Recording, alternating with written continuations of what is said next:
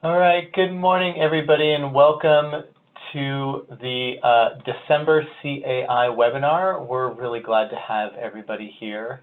I think there's still a couple of folks that are coming in, but we're going to get started and let everyone catch up as they're coming in the room. My name is Caleb Van Docto. I'm an associate with Social Policy Research, and we're part of the technical assistance team for the California Apprenticeship Initiative. I'm joined by my colleague Chanel Brumfield, who's on the line. Chanel, did you want to say hi? Hi, everyone. Thank you for joining today. I see a lot of familiar names and some new names, so welcome to our webinar today. Yeah, and I'm really thrilled to, it's the end of the year. We've had quite an eventful year in the California Apprenticeship Initiative technical assistance team, especially. We were rehashing some of the things that have happened this year, and including a new round of grantees and the new conversations with the formed IACA group following the passage of AB 235, et cetera. And we're winding down the year as we go into the end of it in the holiday season, making sure that we really kind of circle back to the big reason why we're all in this in the first place, which is about building out California's workforce system and bringing on new apprentices and really helping to build pathways for people who are the engines of the next California economy. And so we're really thrilled to have the opportunity to hear from a couple of apprentices today. Chanel and I are going to be able to chat with them, and we're going to make sure that you too have an opportunity to ask questions, raise ideas, and think about things. Chanel, do you want to go through some housekeeping pieces first? Yep, sounds good. Okay, so before we get started, I just want to go through a few housekeeping items. If you have any questions or you want to make comments or even introduce yourself to the community that's on this webinar right now, I want to encourage you to utilize the chat feature. Also, we're going to open the lines towards the end of the webinar for some additional Q&A if you want to get to know a little bit more information about two of our apprentices that are on the call today. Also, as much as we love to know what you all are up to and what's going on wherever you are, we ask that you please mute your phone if you aren't asking a question, so that way we make sure that we could hear others who are speaking as well as hear the voices of our panel. Great. And yeah, make sure if you do have questions that come up as you go along, we can make sure to get things answered as we go along by dropping those comments and questions into chat, as Chanel mentioned right at the top there. So with that, I actually want to launch straight into our conversation, and I'm pleased to be joined today. Eduardo, if you don't mind advancing the slide, I'm pleased to be joined today by Becky Arroyado. She is the general manager of Guahan Grill in San Diego and a graduate of Kitchens for Good's apprenticeship program. And also Anaí Melandrez, she's a carpenter apprentice with Turner Construction, and she went through the pre-apprenticeship program at Oakland Unified School District. And so we're thrilled to get to talk to both of them because they have they cover two different parts of the state, but they also have very different perspectives and backgrounds, and yet are both two successful individuals who have been able to really advance their careers in apprenticeship. So welcome to both of you, and let me actually first just turn it over to both of you. I've unmuted both of your lines. And Becky, do you want to give just a quick introduction? Say hi, introduce yourself, a quick little background for everyone. Hi, I'm Becky. Yes, I am a graduate from Kitchens for Good. I actually graduated a little less than 2 years ago from there. I started working at the job I'm previously at as a dishwasher after completing Kitchens for Good. I've since then been promoted 5 times. my history consists a lot of incarceration and drug addiction. Since then, I'm been clean, and I'm living life to the fullest today. Wow. Thanks to the apprenticeship program. Oh, great. Yeah, and we're glad to have you on, and thanks for joining. Yeah, And Anaï, did you want to? Oh, sorry. Go ahead. No, go ahead. I'm done. I was going to say, Anaï, do you want to give a quick little introduction and just say hi? Yes, good morning, guys. My name is Anaï Melendres. I am a Fremont High School graduate from here in Oakland, California. I was born and raised in Oakland my whole life, and I went straight into the trades at 18 years old. It's been a year and a half, and so far, I can't complain. I really love what I do, and I'm just honored to be here. Great.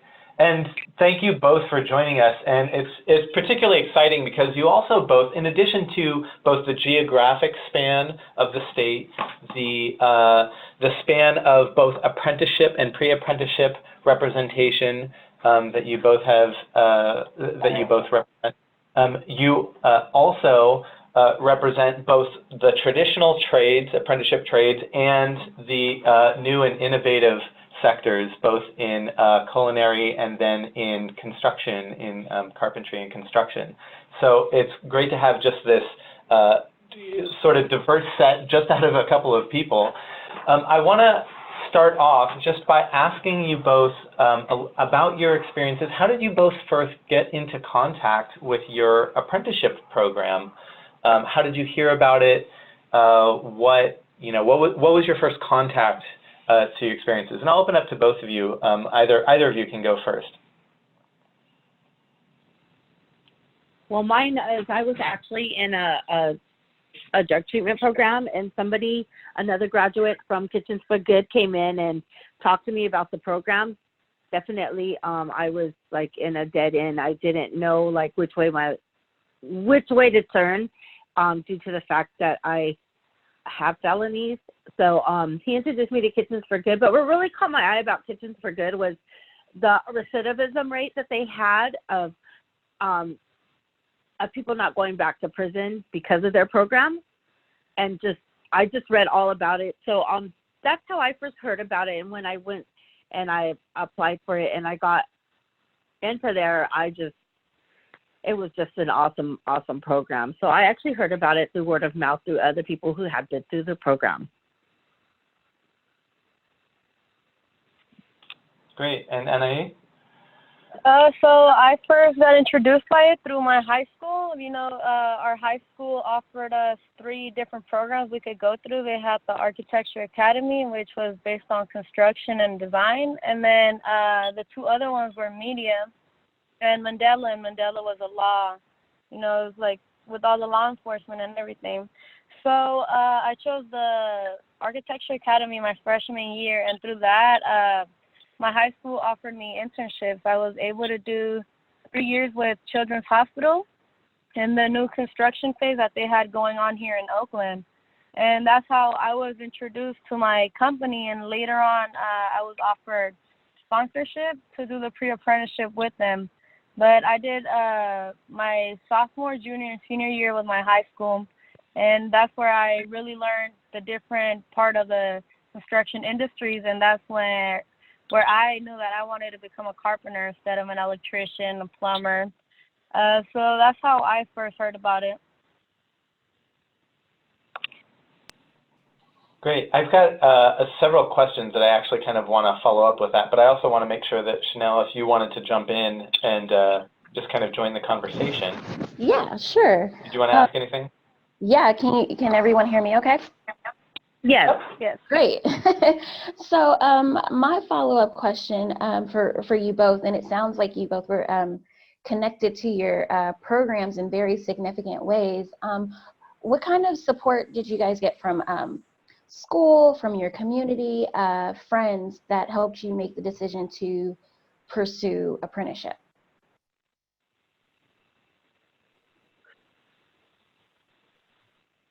Well, for me, for Becky, when going through Kitchens for Good and they told me about the apprenticeship program, because it basically started for us while in school, and the school's 12 weeks long, they basically gave me guidance. I knew like that if I continued to get the hours for the apprenticeship, eventually I would get the certification. But they basically were there to guide me. Like if I wasn't happy with the job that I went into, they let me know like, oh, that they would help me to get another job so that I can get these hours. It's just, Kitchens for Good is like a big family, and because of our background and where we came from, we kind of have we don't know like where to turn or where to go or how to get a job. So they give us those skills in that program. They teach us like on-the-hand job training. They teach us about how to budget your money, how to talk to people, because we're coming out of incarceration. We don't know, we just know a certain kind of talk and not really how to talk to people. So I don't know if you guys can really understand what that means, but Yeah. I never used to talk the way that I can speak now. I can literally get up and speak to people on a daily basis, and I have to do that. I have good communication skills, which if I didn't have that, I wouldn't have been able to get the hours to get my apprenticeship certification. So they gave me the guidance. Excuse me? Oh, sorry. I was curious, did you have other, were you considering other options when you first heard about Kitchens for Good? You said you heard about it through word of mouth, but I'm curious were there other things that you were considering, or, what was it about Kitchens for Good that stood out? The fact that I love to cook. Uh-huh. The fact that I love to cook. And I really I'm not going to lie. I mean, I had no other kind of options except for somewhere that would take me with that I could have felonies with. And this program was just the best opportunity for me personally because of my felony. So that's why I really wasn't looking at other options. There was not really any other options for me. So I don't know, like San Diego has such a high rate of criminals, but I will tell you right now, because of Kitchens for Good, I know a lot of people who have turned their life around because of it.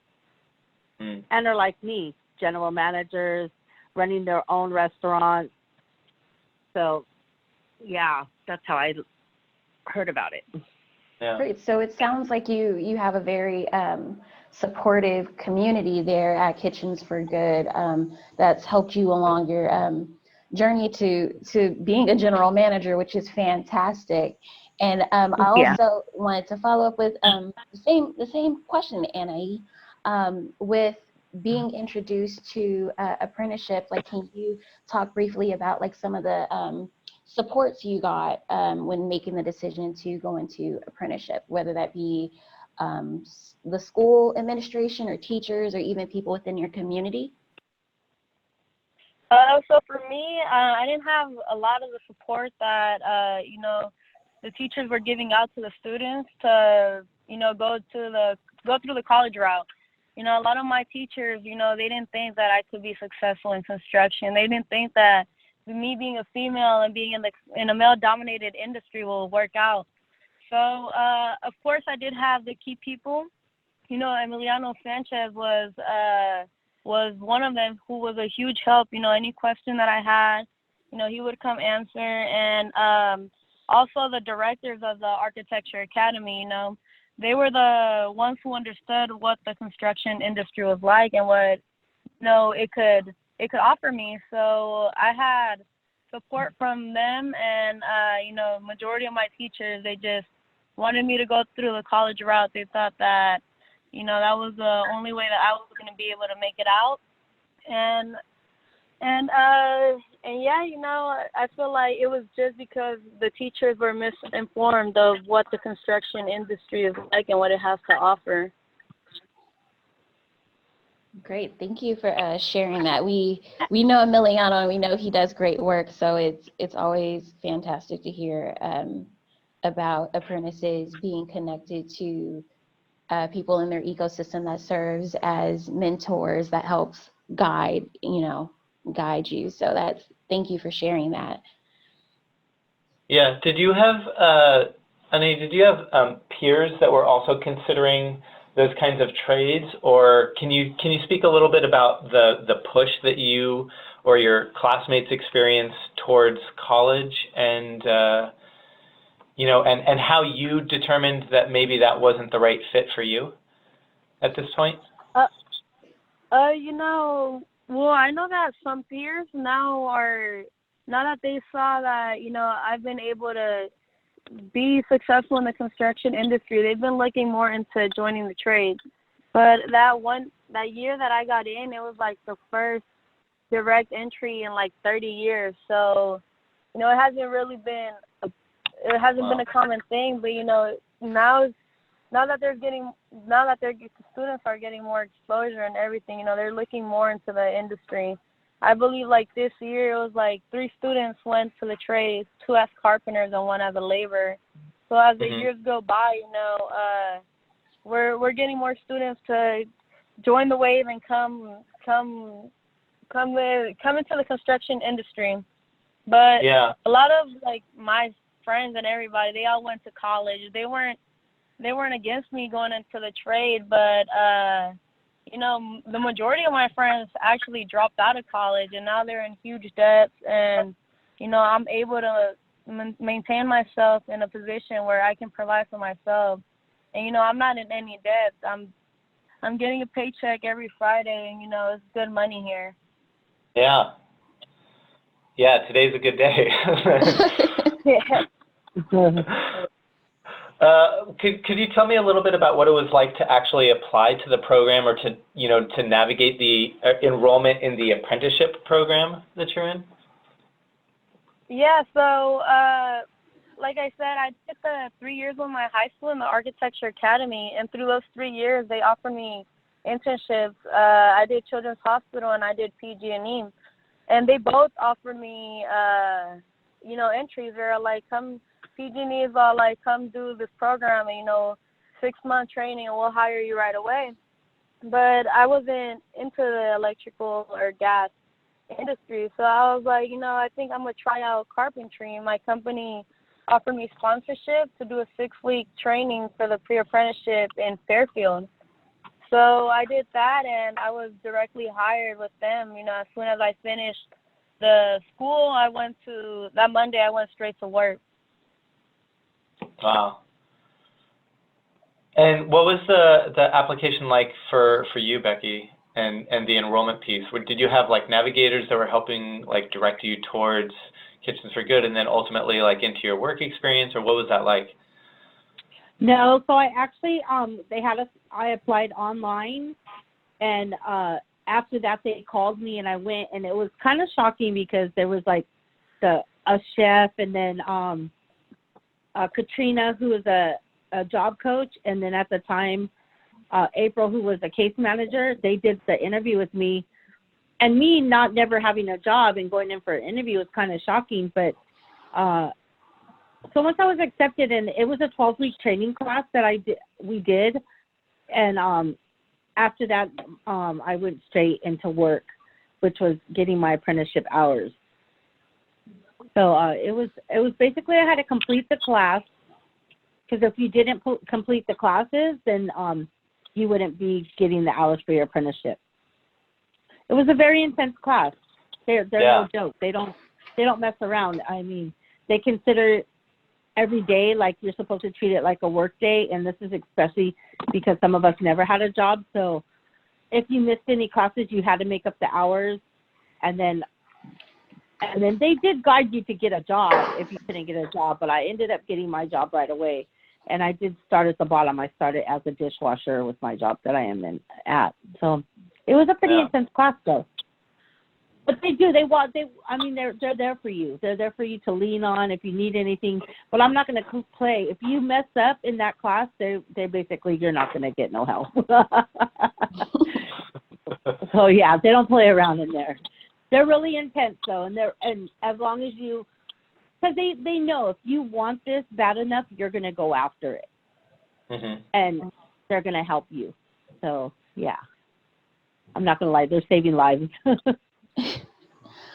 Awesome. Well, thank you for sharing the program information and kind of a follow-up to that. So with the intensity of the course and everything that comes with being enrolled in the apprenticeship program, how did you balance program activities with other aspects of your life, whether that be work, school, or family, et cetera? Like, how did you find balance, and what did that look like?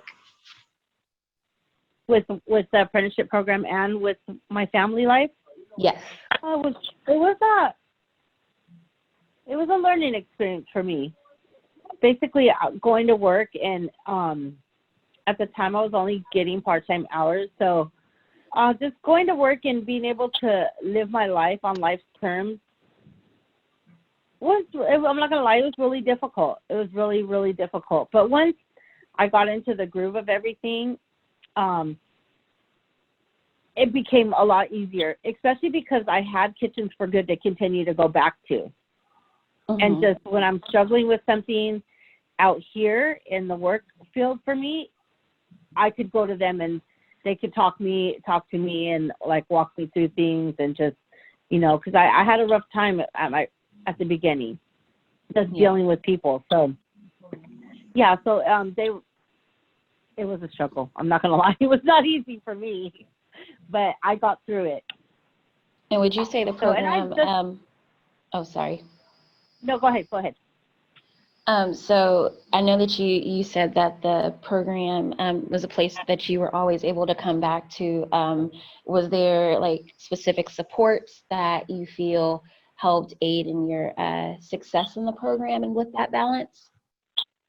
Yeah, so actually everybody at Kitchens for Good, including the founders, Aviva and Chuck, I could go there and sit down and talk to them, and they would just, basically they, would let me know that what I was doing today was the right thing. Because sometimes I did want to give up and just let it all go, and they're like, no, like, you've come so far.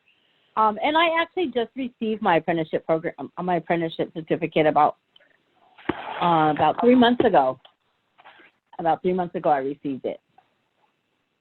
So yeah, I could go back and talk to any one of them. It's like a big family. And I still go back. And I actually do hire from Kitchens for Good so that other students can get their apprenticeship program certificate. Yeah, that's amazing that you still remain connected or giving back. So awesome. Oh yeah, I do. So I do hire from there. So. I'm kind of curious, what sort of challenges did have some of your peers or folks that have gone through the program? Like, what in particular has tended to hang people up? Have you noticed? Because you were successful going through, Becky, you were successful going through things, but you were saying that this is no joke, and like you have to want it to a certain extent. And so I'm kind of curious, like what is it that tended to catch people, and and how did they circle back if they did circle back from your perspective? Okay. A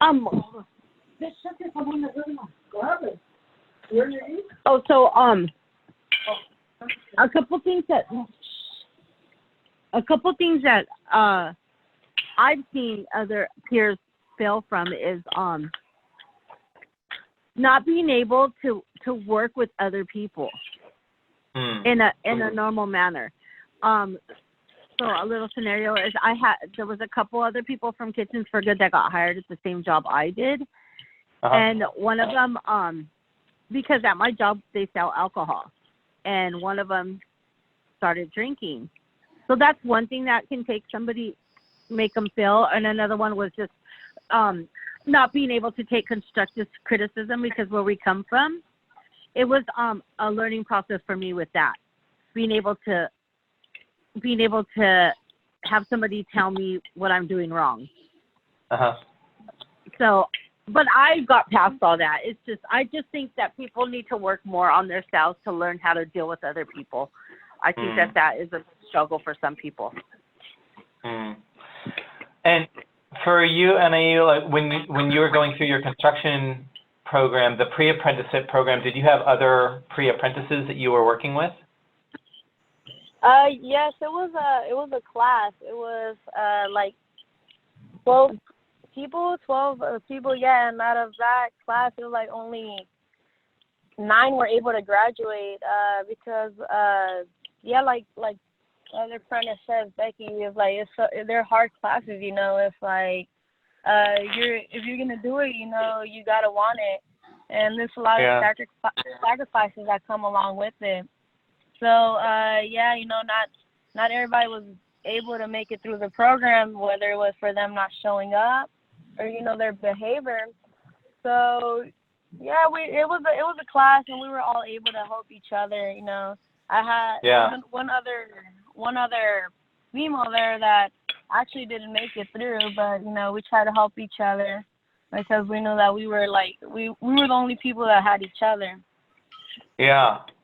Yeah, so I mean, that kind of touches on something that makes me curious. You know, is there like a special sauce or some sort of special, you know, mojo that really kind of helps drive the types of apprenticeship program that really kind of like inspires folks to succeed? Like if there was something that really kind of helps more than anything else, especially when the things got hard, like was there anything about each of your programs that you know, was really essential to your success or maybe other people's success? For me, Becky, I think that the fact that I could ask for help, so where other people didn't want to ask for help, I would go and I would ask for help. So to like to the teachers themselves, or to like to some sort of like what, like mentors or tutors or navigators or something in the program? Yeah. Like who are you asking help to? Oh, to my mentors, to my teachers, to my chef. And I would utilize that to where I don't think that other people utilize the fact that they can do that they can go and ask for help. Maybe they didn't feel that they needed to, but I just felt like I needed to because I didn't know really what I was doing going into all of it. So, and I just know I wanted to succeed in it. Yeah. So I think that it's the fact that they don't want to ask for help. But I have seen a lot of people succeed in the apprenticeship program, though. There are there's more people that I've seen succeed than fail in this program. Yeah. Was that the same in terms for you, and also is it like the mentors more than anything else? Was, you know, like what really kind of helped propel your success? Was it something individual or personal? Was it something in the program? You know, for me, it was a little bit personal. You know, it was just like, it was my ambition and my desire of wanting to succeed. You know, it's like, you know, the Bay Area, everything is so expensive. You know, these prices are booming. Rent is so expensive. And, you know, it's like, I really like construction. I'm like, you know, there's good money. There's very good money here. So it was like, it was either this or like, I was going to look like a failure in front of everybody because, you know, everybody was telling me to do otherwise. They're like, don't do construction, you know, it's hard on your body. Go to college, go work with your brain, go do this, go do that. So for me, it was like I wanted to prove people wrong. I wanted to show them that, you know, this is what I want to do, and, you know, I'm going to succeed in this. And, of course, like Becky said, ask questions, you know, that was huge. Like, even till the day in my apprenticeship, I'll text Emiliano, I'll be like, hey, man, like, I need information about this. I need information about that. I'll ask my coworkers, you know, like, how did you do that? Can you show me or whatever? And if you ask, you know, they're willing to help. There's people who are willing to help.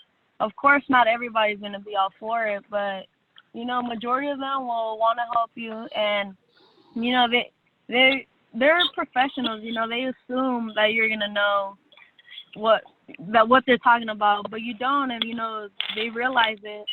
So I just feel like asking questions has been super beneficial on my end as well.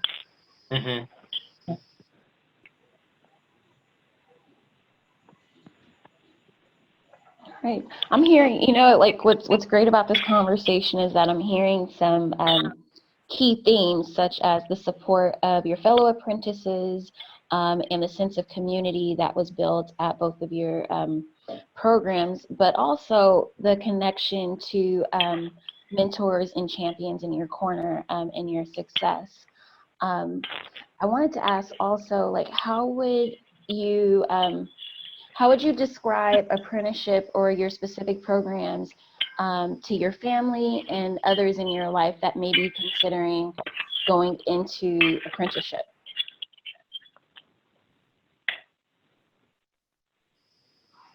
I guess I would describe it as a big family. Some people that can teach you and lead you in the right direction. If you're willing to change your life, and I say change your life because of my background. A lot of people do come into the program coming from foster care also, or homelessness, but most of the people come into my program coming from being incarcerated. And I say my program because I intend to work for them one day. But anyways, I would describe it as a place where you can go and completely turn your life around and get a career going, because some of us don't know like what we're going to do with our life. And I definitely, when people look at me and they see me and they know where I came from before, or they've known me from my past, they're amazed. They're amazed, and they're like, wow. And they see me, and now I'm a manager. Like I have tattoos. I look like I've probably been incarcerated, but I am a manager of a restaurant where I'm trusted, and it's all because of Kitchens for Good and the apprenticeship program. Great. How about you, Anaí? Yeah, I completely agree with what she says. For the construction apprenticeship, it's 4 years. You're going to school 1 week every 3 months, and so I feel like this is basically school too. You learn out in the field. You go to your classroom, and you also learn. And yeah, I feel like she pretty much covered it. Yeah. Fantastic. Annie, how did your family have any feelings about the idea of pursuing this rather than pursuing college? Yes. At first they were a little bit iffy. I'm not gonna lie, because also they didn't understand. My dad. My parents are immigrants. So my dad was working construction, but it's not through the union. It's not through the union. So he's not getting paid as much as I am. They're taking advantage of these immigrants' work and whatever. So yeah. My mom was all like, are you sure this is what you want to do? Like, is this able to be a career for you? 30 years down the line, can you survive off of this? So, I was able to explain to them, Emiliano was able to explain to them, and, we did our research, and through the school, that's where my mom got a lot of exposure, as well as the Architecture Academy program. They were huge help in, really digging through what the construction industry is. So now my mom's all for it. She's super proud of me. Everywhere she goes. So, it's my daughter, she's 19 working in these projects, SFO, all these big projects. And, she's doing it. She's happy doing what she wants. She's making a good living. So they're all for it, my mom, yeah. That's quite the story that, at 19 you're already making more than your parents are making. Yeah. Nice. That's good. Wow. What's been the graduation and transition like from your respective programs into work? Can you speak a little bit to what that's been like for both of you? Maybe Anaí first. I feel like, it's been a transition, of course. You feel it. It's like, this is work. like for me, this is hard work. You know, I'm tired or whatever. I'm not able to like do as much things as when I was in school. You know, I'm not able to give my friends the time that as much time as they want. But I feel like my school actually prepared me for the workforce a lot. You know, they had us practicing doing interviews. They had us. They had us really touching bases, like treating school like it was work, especially in our architecture academy class. They taught you the life skills to succeed in a workforce. So I feel like I was prepared to come into work and like knowing that I have to be on time, knowing that I have to, you know, really work hard and show them that this is what I want, because everybody can be replaced real quick. So just I feel like my school really prepared me for that.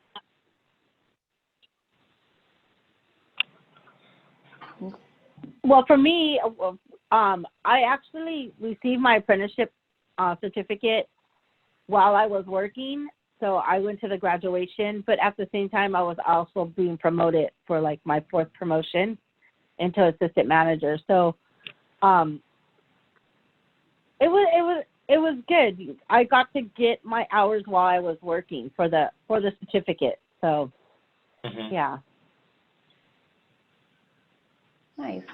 And I also want to follow up with you, Becky. Yeah. What advice would you offer to, we know that employers are a big part of apprenticeship. So if you had to give employers advice on if they were considering bringing on apprentices, what advice would you give employers? To have some patience with them, because they are in the process of learning. Kitchens for Good gives us the tools to get a job and to hold on to a job. It's just the dealing with people. So me being from Kitchens for Good and taking on apprentices, I have to have patience with them. They want, obviously, they're there for a reason, and they want something to change their life and to get a career going. And they're only going to get it if we can allow them to get it, if we can help them along. Be there for them. Let them know that it's okay to come and ask a lot of questions. That it's okay. And it's also okay to make mistakes.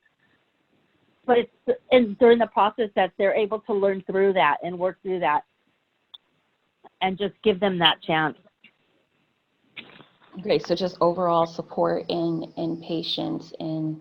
Yeah, definitely. Because that's what I have to have with them.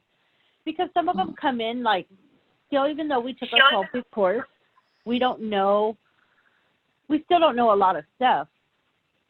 They're going to learn through that process of being an apprentice with me, and they're only going to learn it through me. They're there, and I have to treat it like I'm their teacher. Because, you know, and I don't want, and because I'm an alumni from Kitchens for Good, and because I'm an employer now to take on these apprentices, I want to see them succeed. I want to see them get what I have, and it's possible.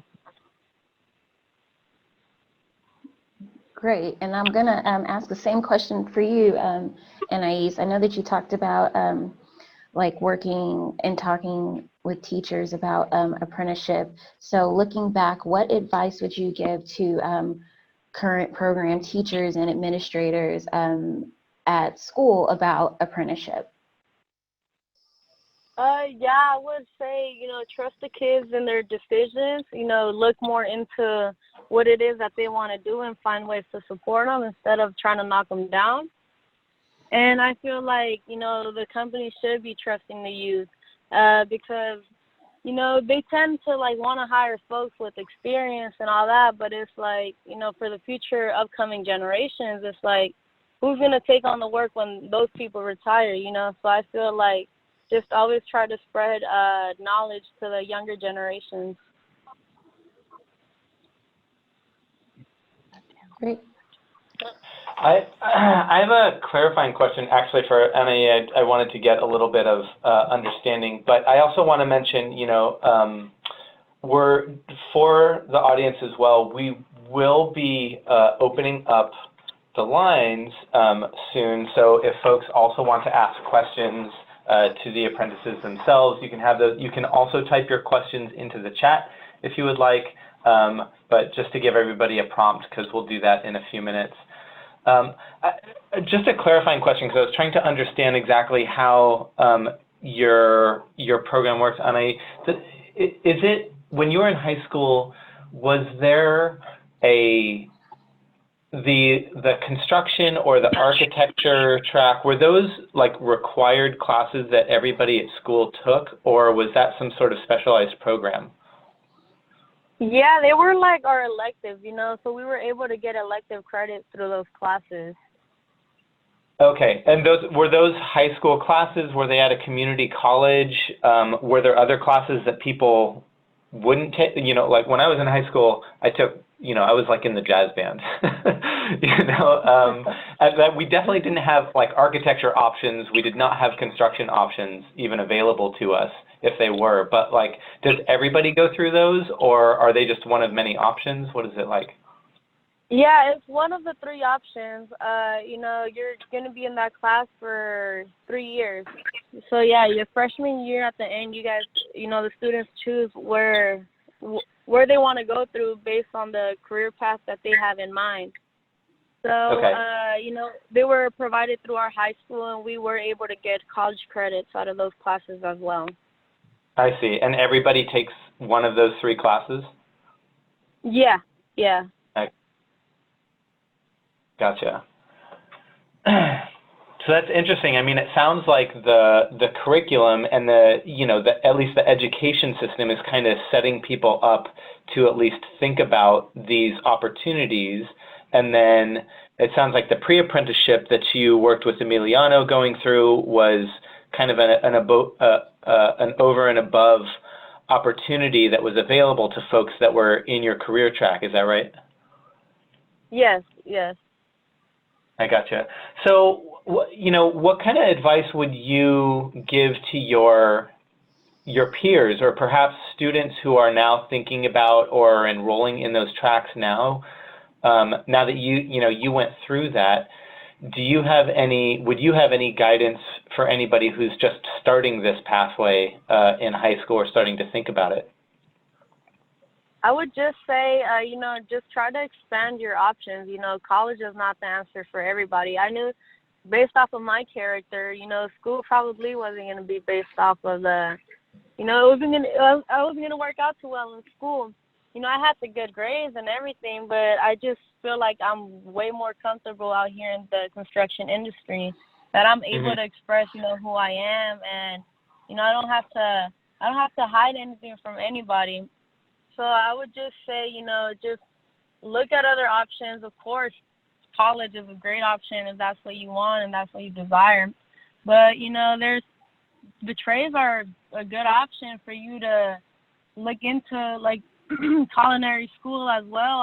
All that is like careers people don't think of, because, you know, the school system is just so messed up. It's like, if you're going to do college, you're going to succeed. If you do anything else, well, good luck, because you're going to probably end up failing. So just expose yourself and look online, do your research of other possible careers there is. Yeah. Becky, do you have any, you know, suggestions or advice, folks that are, you know, maybe thinking about or maybe wanting to cook but, you know, aren't really sure like where to go or what to connect with, or maybe people that are thinking about a program like like Kitchens for Good? I would just tell them, I mean, Kitchens for Good and the culinary industry is not actually only working with cooking. So, yeah, that is why I went into it and I started doing the cooking aspect of it. But I'm now a manager. So it's like there's a whole big opportunity in the culinary industry for everybody. I mean, so, yeah, I started out as a dishwasher. And, yeah, I ended up as a cook. But today I'm a general manager, and I'm happy and I'm proud of who I am today.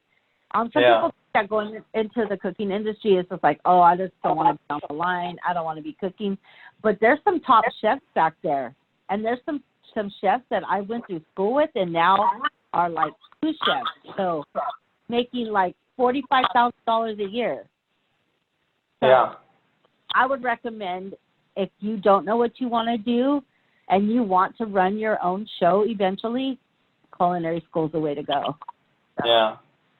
Do you see yourself being, doing like in the management space, or do you see yourself like, perhaps changing or kind of altering or sidestepping to other tracks in the future? So I actually want to continue. I'm a manager right now, so, and I love doing that. Everybody who's coming into the restaurant as an employee are still being trained by me how to cook, which I love doing. But I actually want to continue going on to work for Kitchens for Good as being maybe a chef there or a case manager. I think I have a lot of experience to offer new people coming into the program. So either way, I'm going to stay in the kitchen doing something. Yeah. Doing something there. Caleb, do you want to open it up for questions from our participants? Yeah, I was thinking about one other question about, advice for parents, but let's actually open it up to everybody first to see if folks have any questions that they want to ask.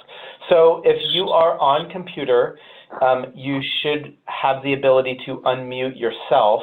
I'm going to run through, if you're on the phone and only calling in, I'm going to run through and unmute your phone. So if you are on your phone and you don't want to ask a question, make sure to mute yourself back. I believe it's *6. And let's just open the floor and see if anybody has any questions that they wanted to raise as well.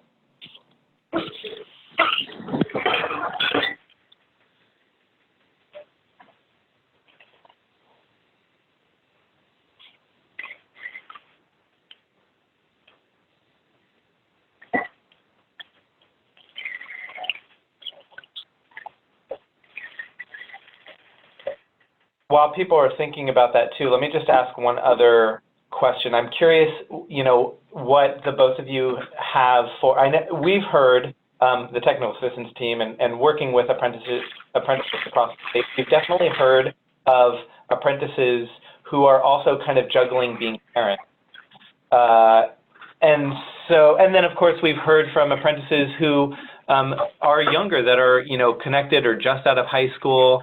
And having to have some of the same conversations that it sounds like you had, Anaí, with your parents. I'm curious if you were talking with parents, would you have any advice or questions or thoughts for them? I would. It'd be similar to what I said previously about the advice with the teachers. It'd be just try to support them in what they want. Try to look into what it is that they want. And, try to create a plan to see how it is that they're going to support them. Because, the construction industry you're able to move up, Like, I started off making $29. I'll be able to journey out making $50, $52. And as we go up, there's foreman wages, there's superintendent wages. And, this is a trade where you're able to climb the rope and, become even more successful.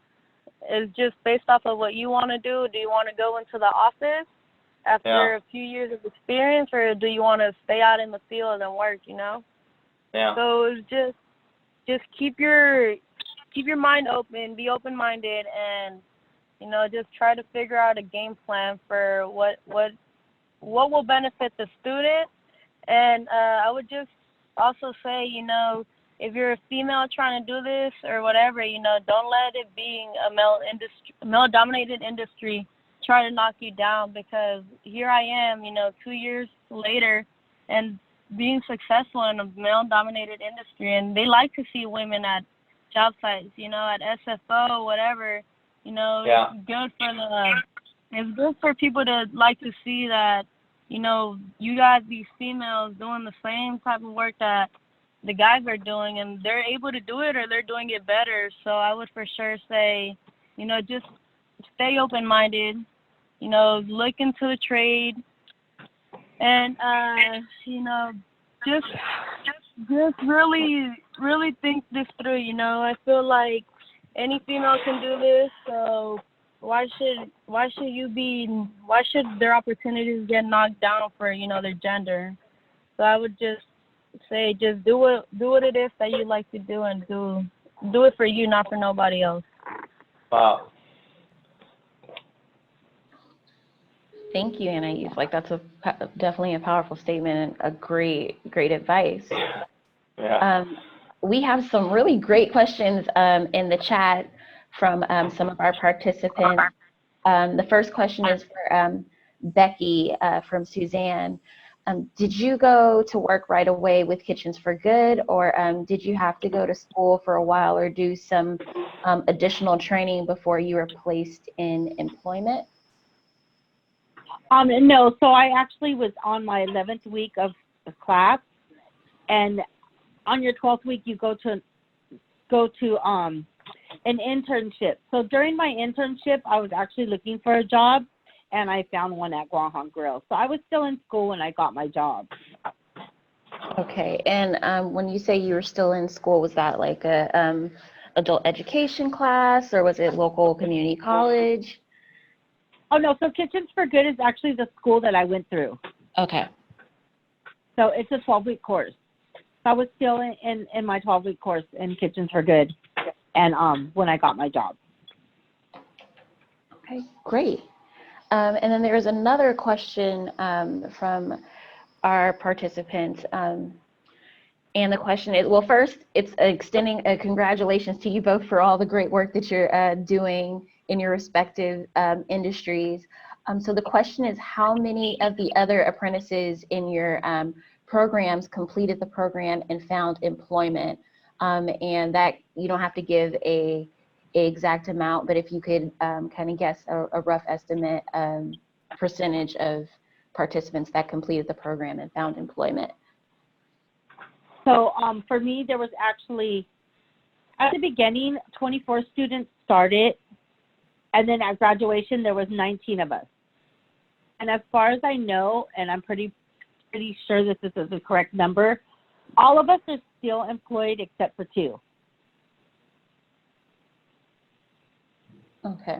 So that's about, and that's about the statistically is how every class goes. A couple of don't make it, but most of us graduate, and most of us, and we all stay basically employed. Nice, that's good to hear. Yeah. How about you, Anais? It was 1 out of 9 my year. Okay. And do you 1 out of 9 if, that dropped out? No, that made it.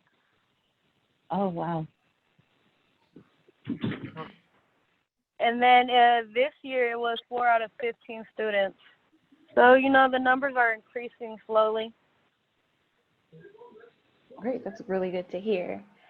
And then I see another question regarding, I think this question is for you, Anais. Was your work-based learning experiences like a paid internship at the time? For the free apprenticeship, it wasn't really paid. They'd give you $40 that week, but I have like 2 hours to commute to, and then you got to pay your bridge toll, you got to pay for food. So it was basically, you weren't getting paid for that. The high school internship, we were getting like a stipend. So so that would help us motivate us. Like, oh, $500 for this, like, 'cause we were still in high school. But the PG&E one, that one was paid. I believe that one was by the hour. Nice. Wow, that's great. So it kind of varied from experience to experience, or employer to employer. But that's really great to hear. Yeah. Becky, you said that you had an internship also. Was yours paid? No, mine was not. Okay. How long did it last for? It was 40 hours, 1 week.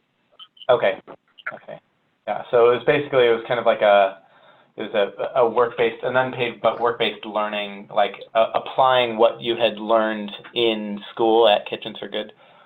Yes, it was. Okay. Okay. So if there's any other questions that folks have, now's the opportunity to do so. Otherwise, not seeing anything else coming in, I really want to thank both you, Becky, and you, Annie, for joining us and giving this perspective. It's, you know, there's conversations that happen, you know, all year long at the state level, at the, you know, program delivery level, all around, like, you know, how do we build this, you know, better system? But everybody's working towards this idea of how do we actually open up the economy for more people? Because, you know, college the system does not work for everybody.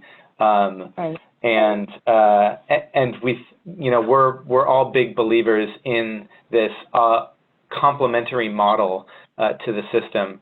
And it's extremely important to make sure that we, you know, keep voices like yours in the discussion and make sure that, you know, what everybody is working towards is actually and ultimately serving you and serving the apprentices that'll follow your footsteps in this. So really appreciate you sharing your perspective on this and your advice. My last little sign-off question I had for both of you actually is, you know, for us, you know, the majority of us that are on the line are program designers and managers, people that are thinking about not only how do they sustain programs that are operating, but build new ones or connect programs and kind of make the system work for everybody. I'm curious if you have any takeaway thoughts for all of us that really kind of make the world better for apprentices. Just keep doing what you guys are doing on the other end, because this is definitely working. Yeah, I would for sure agree. I would say that, you know, success, you know, it's slow, but we're making progress. I would say Right. Just try to continue to do outreach for sure. Try to get more opportunities. Talk to people in different industries, and for sure try to reach out in those high schools. That's where the kids really start thinking about what it is they're going to do for their whole life. So I would say, you know, high school is a great place to start. Yeah. And Wonderful. I just want to say that I commend you and I for what you're doing, because at that age, I was not even thinking of working. I was just thinking of partying and not even going to school. So I just want to commend you on what you're doing in your life. Thank you. I really appreciate it, and I wish you the best of luck. You know, not a lot of people are able to turn around their stories, and you for sure did it. So good luck to you, and, you know, we're all happy for you. Keep on making us proud. Okay, thank you. Yeah, thanks everybody. Really appreciate it. Hope everyone has a great rest of the year, and we'll see everybody else in January. Thank you both. Oh, thank you both. Thank you. Bye-bye. All right. Bye, everyone. Take care. Bye.